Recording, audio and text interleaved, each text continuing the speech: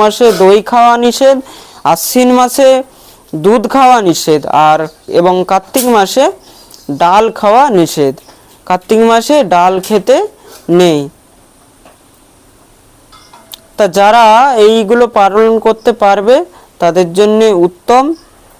আর তার সঙ্গে যারা কুমড়ো, মাসকলাই, মূলো, গাজর, বেগুন, তারপরে একটা টক ফল হয়, ওটাকে কি বলে করন্দাও বলা হয়, বা আমাদের বাংলা ভাষায় করমজা বলা হয়, করমজা, বা মুসুরির ডাল, তারপরে কুল, যেটাকে কুল বলা হয়, কুল ফল, সে তেঁতুল, কুল, তেঁতুল, লাউ, এসব বস্তু চাতুর্মাস্যের মধ্যে গ্রহণ করতে নেই। আর যারা চাতুর্মাস্য ব্রত করেছেন তারা ঋতুকাল ছাড়া স্ত্রী সঙ্গম করবে না। শাস্ত্রের মধ্যে যে ঋতুকাল দেওয়া হয়েছে গৃহস্থদের জন্য বলা হচ্ছে।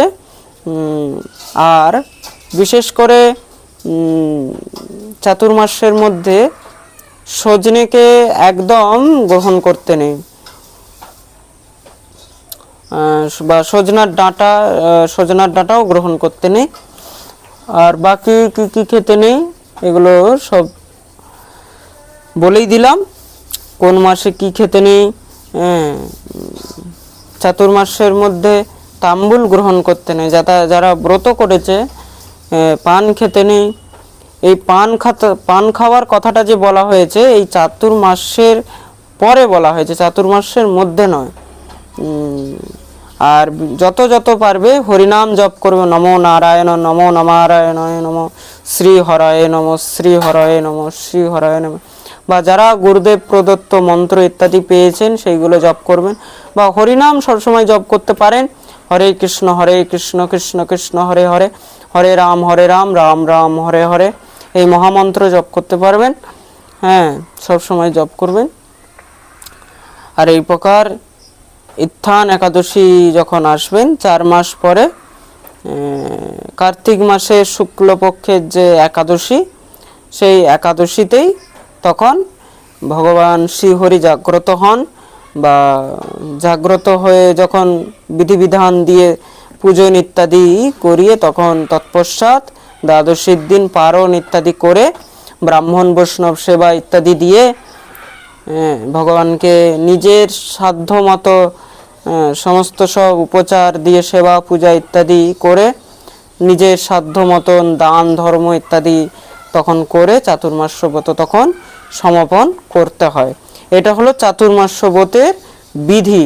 তা যারা চাতুর্মাস্য ব্রত করতে পারবেন তারা করবেন, আর যারা চাতুর্মাস্য ব্রত করতে পারছেন না তাদের মধ্যে যতটা মানতে পারবেন ততটাই মানবেন। নিত্য ভগবানকে দীপদান আর সাধু বৈষ্ণব ব্রাহ্মণ যাদেরকে যা পারবেন কিছু না কিছু প্রসাদী অর্পণ করবেন। মন্দিরের মধ্যে ঠাকুরের নিমিত্তে কিছু, দেবালয়ের নিমিত্তে যা পারবেন আপনারা সেটা দান ধর্ম ইত্যাদি করতেই থাকবেন। এটাই হলো চাতুর্মাস্য বিধি। এসবগুলো মেনে চলবেন।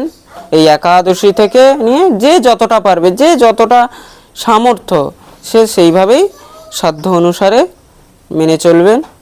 আর এই শয়ন একাদশীতে, যেটাকে আমরা পদ্মা একাদশীও বলি, সে তো একাদশী আমরা করেইছি, আবার আমাদের একাদশী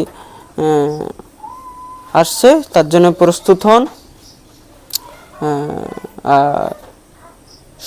এই চাতুর্মাসের মধ্যে বা যে একাদশীগুলো পড়বে খুব নিষ্ঠা সহকারে এই একাদশীগুলো পালন করুন। আর আমি পুরো ডিটেলে বলে দিলাম।